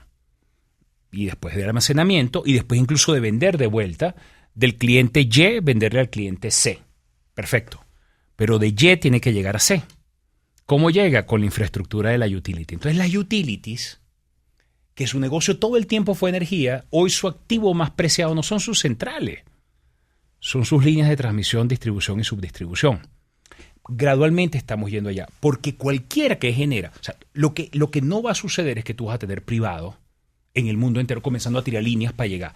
Y lo que tampoco va a suceder, porque es imposible, es te voy a mandar energía por aire, energía eléctrica. Claro. Te tienes que ir por un cable. Sí. Entonces... Y eso normalmente lo hacen, porque por ejemplo el caso de California, el estado de California en Estados Unidos, tiene una utility, una eléctrica, ellos hacen su tendido eléctrico, ¿no? Sí, o sea, la utility históricamente tiene su tendido eléctrico. Exacto. Y ya llegaba al punto, al cliente que hoy está generando, esto es lo que se llama energía distribuida. Lo que pasa es que ese cliente, si es solar, eólico, normalmente es solar, está produciendo más energía de la que necesita, en tiempo real o porque la está almacenando. Entonces es económicamente viable y benéfico que yo te pueda vender de vuelta. Lo que sucede es que obviamente las utilities se están dando cuenta de esto y en el mundo entero están evolucionando a yo quiero, véndeme tu energía a mí. Claro. Y yo te la pago y te la pago más en picos, etcétera, etcétera, etcétera. Entonces, hoy el marco regulatorio en México, digamos, cambió recientemente, donde se permitía libremente a diferentes jugadores a que produjeran energía y vendieran a parques industriales utilizando la infraestructura de CFE. Claro. Bueno, la administración actual tomó la decisión de que no nos parece justo. Y eso fue porque en un momento se buscaba, digamos, y quiero entender el por qué, se buscaba tener más producción de energía eléctrica para solventar, digamos, el crecimiento que pudieras ver desde el punto de vista industrial, y decías, bueno, podemos subsidiar la transmisión, hasta que este gobierno dijo, a mí no me parece que estemos subsidiando a nadie. ¿Es correcto esto? Mira, yo pienso que hay una combinación de factores que llevó a que hubiese una corrección de curso, quizás una corrección drástica en la forma de implementación y quizás una sobrecorrección. Pero que hubiese players importantes, europeos, algunos americanos, pero los principales europeos, que dijeron yo me voy a instalar en México porque hay México y ciertos estados, sabemos, son muy fértiles para la producción de energía solar. Entonces tú dices, voy a montar grandes granjas solares o voy a montar plantas de generación y voy a utilizar las infraestructuras y venderle a ciertos clientes porque lo puedo hacer más rápido que CFE, porque puedo potencialmente producir más limpio que CFE en estos momentos, etc. Entonces había demanda y había oferta y obviamente una libre competencia. Te voy a vender más barato. ¿Qué es lo que sucede? Obviamente te voy a vender más barato. El gobierno dijo, no, pero es que estás utilizando la red de CFE, yo no te estoy cobrando lo que te debería cobrar por el porteo. Si yo te cobrara porteo, tú dejas de ser todo lo competitivo, y en ese peloteo vino la corrección de que nadie genere más que CFE. ¿Esa es la fórmula? No. Y no han habido permisos en el marco regulatorio que digan, bueno, si tú eres un parque industrial, si tú eres acá, estamos en imagen hoy, y tú montas, no sé si esto tiene paneles solares, pero vamos a asumir que tú montaras todo el techo de esto de paneles solares. La Ciudad de México no es muy buena por todo el nube, pero vamos a asumir todo de paneles solares. Y después pongo almacenamiento, no almacenamiento, pero que hablamos con la CFE y le digo, mira, yo le puedo vender a varios centros comerciales alrededor, etcétera, pero tengo que usar tu red. Claro. De repente CFE te va a decir, no, bueno, véndeme la energía a mí y yo la distribuyo, yo te pago a ti y tú consumes. Eso es a donde vamos a gradualmente migrar. Obviamente habrá grandes players que van a montarse nuevamente o están operando y van a seguir vendiendo, pero van a tener que pagar. ¿Y hay negocio en otras partes del mundo en la parte de la transmisión? Es decir, que yo sea un jugador y diga, bueno, pues yo me dedico a la transmisión porque hay demanda insatisfecha de transmisión, o normalmente no suele ser así por la complejidad del negocio. Sí, hasta donde, ojo, y aquí voy a ser muy honesto contigo, hasta donde conozco, y que conoces mucho, creo no estar equivocado, no hay negocio porque normalmente las redes, sea de transmisión, subtransmisión o distribución, ¿cuál es la diferencia? Transmisión llamo yo a cuando tú produces en Oaxaca y vas a llevar la energía hasta el Estado de México. Grandes redes de transmisión, grandes potencias, cuando hablas de 800 kilovoltios y cosas por el 400, etc. Las grandotas que tú ves en las carreteras. Sí. Normalmente pasas por parques naturales que necesitan una cantidad de permisología que un privado no se mete a eso. Claro. Esas son las grandes utilities que lo hacen. Y después cuando estás en las ciudades, de acuerdo, grandes, menores o medianas en tamaño, igual. No, yo soy una empresa, o sea, es lo que pasa en las empresas de cable. Sí, los postes, no es que tú puedes poner un poste donde tú quieras. No, hay ciertos postes y después tú le van guindando cable y después tienes estas marañas que vemos en las ciudades, en ciertas ciudades, ¿no? Exacto. Entonces, normalmente ese no es negocio. Ese no es un negocio que es muy regulado, necesita mucha permisología. El negocio históricamente no está en... Ojo, hay empresas que se dedican simplemente a tendidos eléctricos. Exacto, sí, o sea, yo te vendo el cable en la torre. Yo monto, yo te subcontrato, pero no es... Yo no he escuchado en ningún lugar del mundo donde una empresa dice, voy a construir una línea de transmisión no funciona de Mérida a Chapa. Claro. ¿quién quiere conectarse? Sí. No funciona así. No funciona así. Claro. No, y ahora que lo pienso tiene mucho sentido. Si uno compara con trenes, los trenes a escala global son proyectos de un gobierno y luego ya hay concesiones, etcétera. Si pienso, la única quizás son los gasoductos, ¿no? O sea, que normalmente van por el mar, entonces no tienen todo este tema legal, entonces te dan el permiso un gobierno de, oye, tíralo por el Golfo, ¿no? Y otras partes tíralo por acá, y entonces hay una demanda muy estructurada, pero son los únicos ejemplos que cables se pueden submarinos llevar. de telecomunicaciones. Exacto. El mismo ejemplo que das en gas lo hay con cables submarinos. Y entonces, porque el otro día platicaba con alguien que entiende del sector, con Guillermo García Alcocer, que fue el presidente de la CRE, y me decía, bueno, le decía, oye, ¿dónde falta invertir? En generación, distribución o transmisión. Y me decía, en los tres. ¿Por qué? Porque para que México crezca, sí necesitamos más producción, dirías, o sea, podríamos llegar a estar en déficit, o ¿dónde está la parte más urgente en términos de lo que tenemos que invertir para...? Depende, yo no voy a estar en desacuerdo porque desconozco el contexto de su respuesta, sí. Pero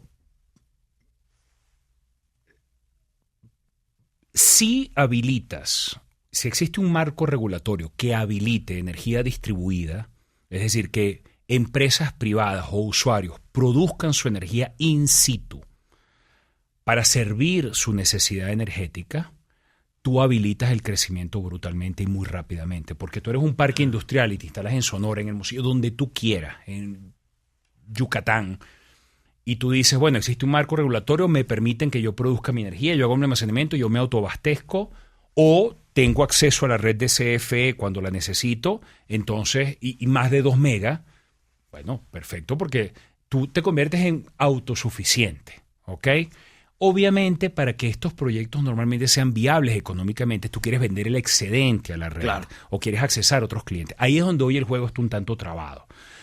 Pero que se habilite un marco regulatorio que permita esta generación por usuarios o empresas dedicadas de energía distribuida, nos lleva a otro muy rápidamente. Ya después, obviamente, tú dices, bueno, es que no todo el mundo va a tener la capacidad de hacer ello. Hay unos que sí van a querer comprar desde CFE o del área de utility. Ahí tú dices, bueno, necesito nuevos tendidos de distribución, necesito nuevas plantas generadoras, etcétera. La cuestión es que sean limpias. Es decir, no queremos plantas que generación con combustóleo, con carbón, porque obviamente son altamente contaminantes. Queremos más hidroeléctrico, queremos más solar, queremos... Eólico cada vez pierde más fuerza. El hidrógeno verde es muy, muy particular, sí, para pequeñas potencias, ¿no? Nuclear pequeño, ¿no? Hay quien lo menciona. O sea, es todavía de frontera, en donde dicen, vamos a reinventar la tecnología de los reactores nucleares porque tenemos la de 1960, no ha evolucionado demasiado y hay buenas apuestas en ese sentido, ¿no? Pero creo que no nuclear, lo tengo muy visible. Sí, nuclear. Lo que pasa es que nuclear yo pienso que todavía tenemos que digerir a nivel global. El único país que yo siento que ya aceptó, convive sin temor, sin tabúes a la energía nuclear es Francia. Sí. De hecho, el presidente actual de EDF viene de Schneider, Luc Rémont, y a Luc, el presidente Macron, entre otras invitaciones, le dice, consecuencia de la situación geopolítica Rusia-Ucrania, que Inglaterra y Francia dijeron, incluso Alemania, no podemos depender de gasoductos que vienen de Rusia, necesitamos inmediatamente hacer un boost de nuestras capacidades de generación y nuestra autonomía energética. Hubo un temor muy grande, tú lo recordarás, justo en el momento de la invasión, de que decían, bueno, como hay sanciones, como el mundo occidental estaba condenando la invasión, la guerra de forma general, decían, bueno, y si cierras el gasoducto en Rusia y tienes un invierno frío en Inglaterra o en Francia, se acabó, no había capacidad local. Sí. Ahí precisamente, entonces Francia tomó una decisión a nivel gobierno, a nivel Estado de seguridad nacional de decir, señores, nuestra energía es nuclear. Entonces hay formas muy, muy seguras de producir nuclear. También en nuclear lo que ha sido durante muchos años, tuve la oportunidad hace muchísimos años cuando viví en Canadá, de estar AVEVA. AVEVA es la empresa francesa que viene Alstom y era Areva y se convierten en el mayor productor nuclear del mundo. Y estuve en Arema Framatome FTP, cerca en La Hague, ¿sabes? Donde sí. Día D. Ahí estaba, hoy no sé si sigue siendo así, pero ese era el depósito más grande del mundo de plutonio ya usado. Claro, que son los rods estos, ¿no? Sí, pero y yo me paré ahí encima y me decían, no, mira, aquí abajo son millones y millones de toneladas de material que ya está utilizado y que no había la tecnología todavía para repotencializarlo. Ya eso ha mejorado. Ya hoy el uso de plutonio enriquecido y que ya pierde sus riquezas y sus componentes después de años de operación, ya existe forma de seguir. Ahí no conozco los detalles, pero ya sé que incluso la parte ambiental, porque obviamente el plutonio después de usado no es que deja de ser radioactivo, es que sigue siendo altamente radioactivo. Entonces, dónde lo almacena?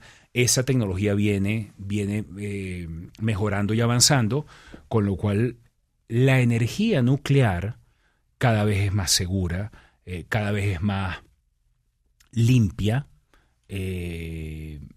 Hay mejores formas del reciclaje, que no soy experto en el tema, pero obviamente todo esto lo decimos y pocos años atrás que tuvimos la tragedia en Japón. Entonces, exacto, Fukushima, ¿no? Y los alemanes pues están muy conscientes de ello, está la cicatriz de Chernobyl, etcétera. O sea, no es una discusión sencilla. A mí me sorprende mucho Alemania por esta falta de pragmatismo, ¿no? Los verdes, o sea, cuando uno piensa en la agenda verde de a de veras, pues dices, pues tendría que ser nuclear con otros componentes, ya lo decías, la matriz se tiene que transformar, pero nuclear tendría que jugar algo.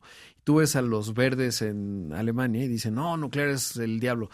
Qué difícil, ¿no? Porque es una contradicción inherente, pero como bien mencionas también, pues hay que entender el contexto, ¿no? Sí. De por qué piensan lo que piensan. Sí, y eso tiempo al tiempo. Claro. Tiempo al tiempo. Y ahora, por último, quiero pasar al tema de la innovación. ¿Qué se está innovando? Me dijiste algo muy interesante hace algún tiempo, porque yo decía, oye, me decías, en la transmisión se perdió un montón. Entonces, incluso hace poco leí un paper que decía, bueno, si mejoramos la eficiencia en la transmisión de electricidad, podemos generar o tener una mejor gestión y, por lo tanto, la misma energía sirve mejor, ¿no? La misma energía eléctrica. Y yo decía, pues qué gran solución, eso es increíble. Y me decías, no, la mejor energía es la que no se consume. Correcto. Y entonces, si tú tienes una red inteligente en donde en mi casa, que ahorita no hay nadie, se apaga todo y no está conectado y no está demandando, digamos, pues eso ayuda muchísimo porque no la consumo. Si apago la luz, ayudo. O sea, digamos, avanzamos en esa parte. ¿Qué está pasando en la innovación y hacia dónde vamos? Porque lo hemos platicado también... digamos, el sueño de quitar los hidrocarburos de aquí a 2050, pues es eso, un sueño. Imposible. Cuando ves la estructura de las cosas, los materiales, el cemento, el acero, etcétera. ¿Qué está pasando y cómo está innovando Schneider en esa parte en un momento en que el mundo está avanzando hacia lo verde? Sí, ayer escuchaba que entrevistabas al presidente de Mazda y él precisamente hablaba de que Mazda nunca adoptó vehículos 100% eléctricos, son híbridos. Yo soy un convencido también de que eso es lo que estamos viendo. Ayer también se leí un artículo que decía: quien piense que Tesla está sufriendo, vean a la cantidad de startups que están quebrando, que apostaron por 100% eléctrico. Entonces yo comulgo con lo que tú mencionas y creo que el mundo nos estamos sincerando, incluso en las COP, la última COP, donde dicen, señores, vamos a vivir con hidrocarburos muchísimos años. Y cuando es muchísimo no es 10, 20, 30, es 50, 60 años. Obviamente tenemos que reducir el consumo de hidrocarburos porque es la única forma de descarbonizar. Descarbonizar, repito lo que te comentaba antes. Hay dos elementos fundamentales y los únicos objetivos. Porque no, y voy a ser un poco duro en el comentario, simplemente por la dureza del comentario, pero no es porque no crea que ello. Pero no es porque no nos den bolsas en el súper que el planeta va a ser más sustentable. O sea, sí, dejamos de contaminar los océanos, que es muy importante, pero esa acción o que los popotes sean orgánicos, o sea, no es ello lo que nos va a llevar a realmente un consumo neto cero del planeta ni a que el calentamiento global se reduzca. Eso ha sembrado cultura pero que es muy presente en Costa Rica y en Brasil, by the way. Pero tenemos que electrificar la energía. Si la matriz energética global pasa de hoy 72%, quizás un poco menos ya, 72% de la energía que se consume en el planeta es derivada de combustibles fósiles. Obviamente necesitamos mucha más energía que sea que provenga de energía que no es derivada de combustibles fósiles, repito, la electricidad. Pero por otro lado, tenemos que convivir con la demanda existente y además con la necesidad de crecimiento. Tú eres muy, muy conocedor del tema de AI. AI está generando, no es porque un data center que corre tecnología de AI, ChatGPT o la que tú quieras, consuma más energía. No. Lo que pasa es que se están montando data centers exclusivos para trabajar AI. Y después AI, como tú conoces hasta muchísimo mejor que yo, es la cantidad. El algoritmo es mejor mientras más datos tengo. Sí. Entonces es el data storage que necesita en la nube. Sí, pues que la nube no es una nube. La nube Exacto. es un data center que tiene data. Y que se enfría y Que en es fin. big data. Que entonces Exacto. la demanda que se está generando derivado de AI, de este surgimiento de AI en términos de data center, es brutal. Entonces tú dices, caramba, pero la capacidad que tenemos es la capacidad que tenemos instalada y no se puede sustituir tan rápido, ni tú puedes montar plantas ni in situ, porque hay ciertos data centers, los Apple lo hacen, que se autoabastecen, pero los data centers son consumos de energía muy grandes. Una mina, un proceso metalúrgico, cemento, son procesos lo que llamamos electrointensivos. Con lo cual, vuelvo al punto, tienes que ser eficiente. Entonces, ¿qué es lo que hemos hecho en Schneider? En Schneider siempre hemos producido equipo eléctrico de automatización industrial, siempre, desde siempre. Como tú decías, hace 27 años y yo hasta hace 5 años, quizás 7. Rodrigo, yo estaba en una industria que no era sexy, que estábamos presentes en todos lados. En este edificio donde estamos, te sorprendería donde estamos presentes. Hoy tenemos el equipo que habilita el consumo de energía, pero además la inteligencia para entender dónde está el consumo y hacerlo más eficiente. Jesús, nos contabas, entonces, lo que ustedes hacen en el Schneider hasta hace 5 o 6 años, pues era cero sexy, hoy se ha vuelto muy sexy porque va acompañado la revolución que estamos viendo de la inteligencia artificial, que bien decías, pues algo que va a transformarlo todo de manera muy profunda, pero hay cuellos de botella en términos de la parte de producción y la inteligencia que tiene que tener la red, ¿no? Para tener estos componentes cuando tú dices, oye, antes era distribución, pero ahora la distribución también produce, porque tengo un panel solar. Sí, es la electrificación de la energía, por definición. Es decir, vamos a tu casa. Tú tienes un ejemplo muy concreto en tu casa donde tú instalaste un cargador. Tú ese cargador que instalaste en tu garaje con las dificultades que has tenido para instalar el cargador, pero más allá de las dificultades de instalar el cargador, tú tuviste que en tu panel, si tenías un espacio, tú colocaste una nueva pastilla para proteger ese circuito. O si no tenías espacio, tienes que ir y colocar un segundo panel para proteger ese circuito, porque no lo vas a colgar, tú no vas a colgar el cargador del que está en el baño, no, porque tiene que ser seguro. Recordemos que con electricidad no se juega. Entonces, imagínate tú, lleva esto a escala. Tu ejemplo del cargador es todo lo que se está electrificando, todos los procesos en el mundo que se están electrificando, y ya no es de carga vehicular. Estemos hablando de toda la parte de las cocinas a gas, por dar otro ejemplo, en Manhattan, que entonces tienen que dejar de ser a gas y pasan a ser eléctricos. Genera una demanda, toda data center, tecnología. Necesito más data center, necesito la electricidad para alimentar el data center, pero también necesito todo el equipamiento eléctrico que requieren esos data centers. Pero tú para tener un data center tienes que extraer, obviamente, más litio, más rare elements, para más chips, para todo lo demás, para los servidores, para los celulares, con lo cual son procesos mineros altamente electrointensivos. Todas estas, a lo largo de las cadenas de suministro, la necesidad por equipamiento eléctrico está duplicándose y creciendo a ritmos que nunca habíamos visto en el mundo, nunca. Con lo cual nos convertimos en protagonistas en habilitar un proceso. Sin un Schneider Electric, y se ha dicho, y nuestros competidores, que estamos en el mismo negocio, no habría la posibilidad de que el planeta crezca como está creciendo, porque no tendrías cómo habilitarlo. Este es no el cuello de botella, sino el habilitador. O sea, la energía más cómo la usas de forma segura y de calidad. Pero después viene la otra parte que tú decías, ok, pero es que no podemos crecer y crecer y crecer y simplemente carbonizar más y carbonizar más. Tenemos que obligatoriamente ser eficientes. Y repito, como tú no puedes tener más capacidad, nadie en México hoy, tú lo mencionabas, nadie en México hoy ha dicho, porque tenemos un desafío de energía, no voy para México. Aquí están diciendo, instalo. Sí. O sea, tú puedes poner los 60 presidentes que somos miembros de la SEC, todos uno por uno, y todos te van a decir, pero hay un desafío eléctrico, sí.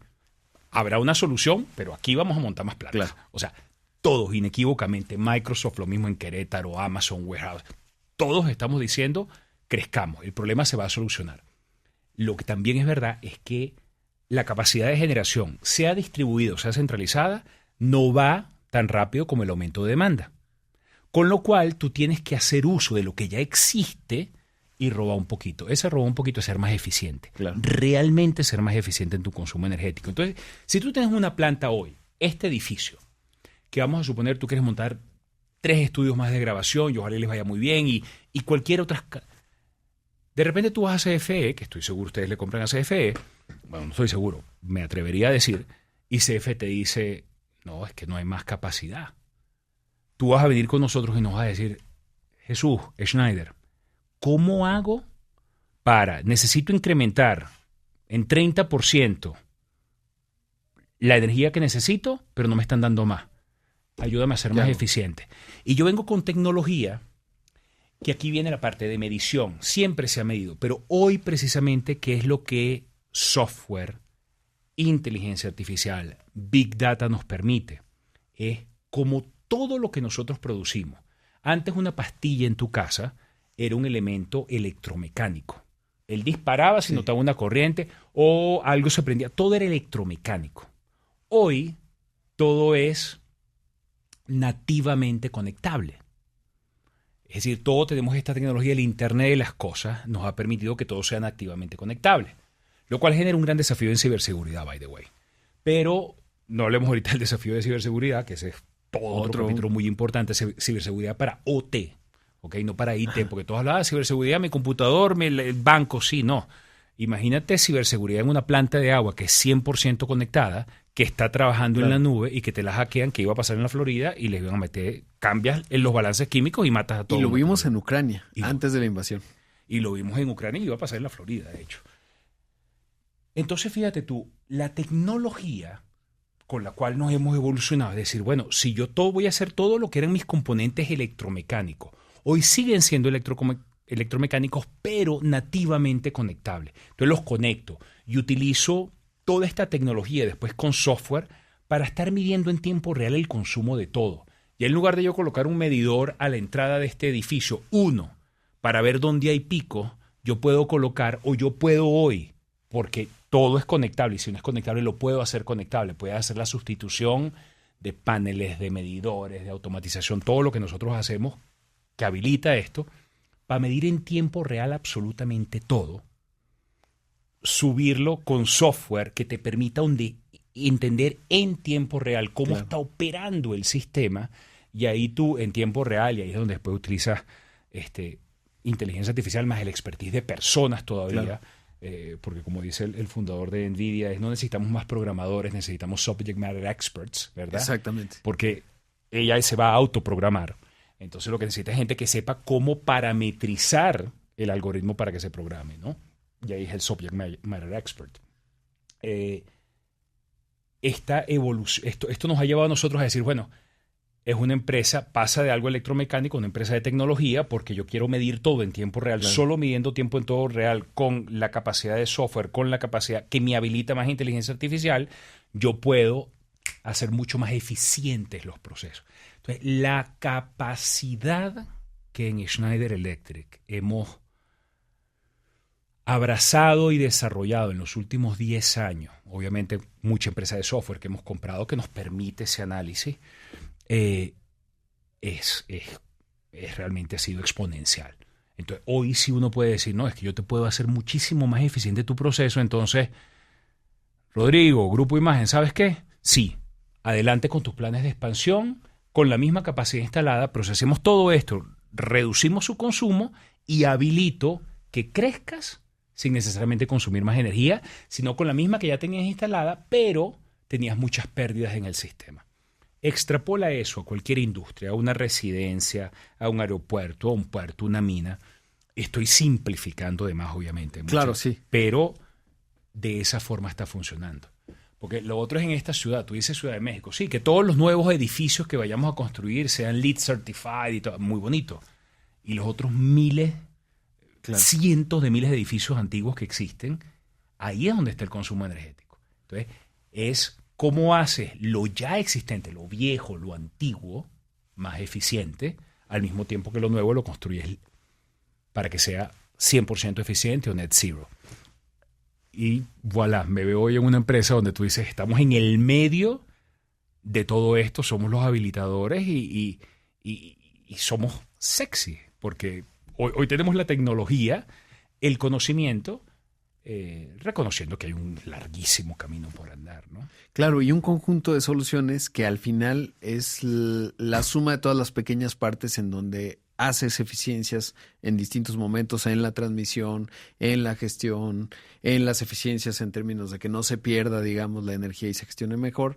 Y es ahí en donde empezamos a visibilizar alguna solución, digamos, a la problemática que tenemos hoy de cambio climático y de cambiar la matriz energética y electrificar la energía, que es lo que decías, ¿no? Sí, eso ha sido muy bonito. Eso es algo que a mí me tiene muy, muy, muy contento, porque no nos pasa con frecuencia. Esto lo hablo en otro contexto. Yo le decía a mis colegas, yo tengo hoy 49 años, ya no estoy tan chavo, ya uno está en el último tercio de la carrera siendo objetivo, ¿no? Uno cree que se ve joven, pero yo no estoy joven, ¿no? Es la cruda realidad. Pero le digo, es necesario reinventarnos. Digamos, nosotros, tú y otros, una persona muy leída, estás constantemente leyendo tecnología, yo hago lo posible por también mantenerme vigente, porque realmente la capacidad de hacernos obsoletos es inminente y obvia. Si uno no se mantiene, incluso a nivel familiar, yo te he comentado una vez con mis hijos, es decir, yo no tengo TikTok, pero yo sé lo que es TikTok y cómo funciona, porque si no, no sé lo que mis hijos están haciendo y se crean estas distancias enormes entre cómo ellos piensan y procesan información y como yo lo veo, ¿no? Ellos nunca van a ver email como trabajamos tú y yo. Tú hablabas ahorita de email los viernes en la tarde. Mis hijos ni saben lo que es email. Sí saben, pero no lo usan. El colegio se los manda. Sí. Pero, entonces, caramba, yo me encuentro en los años recientes en una empresa, más allá de cambios de países, más allá de cambios de roles, más allá de diferentes oportunidades, donde me ha tocado reinventarme y educarme de cosas que no me imaginaba, ¿sabes? Y out of the blue tú te dices, wow, es que hoy hablo de software y entiendo tecnología y cómo lo embebemos y cómo lo tengo que comunicar y articular. Es precioso que a estas alturas el destino me esté dando esta oportunidad de reeducarte. ¿Sabes? Cuando te sientas en una sala y tú dices, de esto no sé. Claro. No, bueno, hace 27 años no hablabas, no creo que hayas pensado, un día voy a ver el tema de la ciberseguridad. ¿De qué hablamos, no? O sea, en términos de un Schneider, y que hoy, bueno, pues son los habilitadores de lo que vendrá. Pero, querido Jesús, te agradezco muchísimo. Ya nos tocará hablar de uno es joven hasta que le rechinan la rodilla y toda la parte deportiva que te toca, la disciplina en tu vida, pero bueno, será motivo de otra ocasión porque, bueno, evidentemente eres un personaje muy interesante, que tienes muchos ángulos, falta el deporte y toda esta cosa y el cuidado y la familia, etcétera, pero bueno, pues también sé que estás muy ocupado y por eso te agradezco mucho el privilegio de tu tiempo. No, muchas gracias a ti, realmente lo digo de corazón, es un verdadero placer siempre conversar contigo. Muchas gracias, Jesús. Los podcasts son como del 2019. Lo de hoy es escuchar el Rodcast con Rodrigo Pacheco. Esta es una producción de Excelsior Podcast. Derechos reservados. México 2024.